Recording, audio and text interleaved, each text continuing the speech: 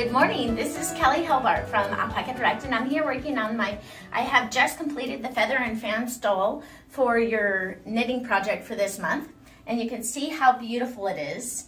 It's a 4-row repeat. It's a really easy pattern to memorize, and if you look at the edges are lovely, and you learn how to do that.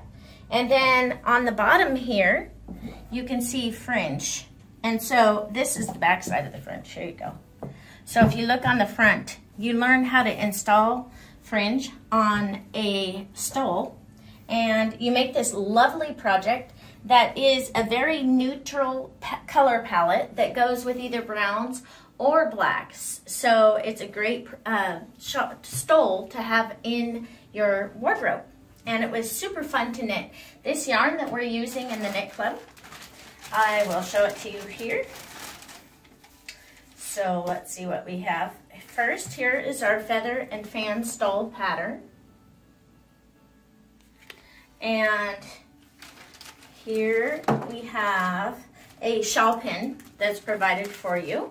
And you can use this to keep your stole closed if you're wearing it out in public. It's a cute little shawl pin that you can use to on your stole or on any of your other shawls that you're knitting. And we have this 100% Pima cotton imported from Peru.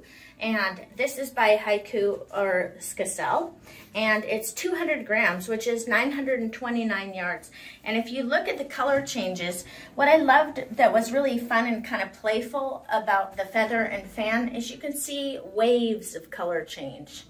And I thought this pattern just beautifully highlighted the lovely yarn. And so this is a great project for you to wear when it's kind of warm in the evenings, but it just need a little something over your shoulders to keep you comfortable. This looks beautiful, and it's very dressy and long and drapey because we've chosen larger needles for you to knit this on than what the gauge requires, just so that you can they call it blowing out the gauge, so you can really make it light, soft, and airy.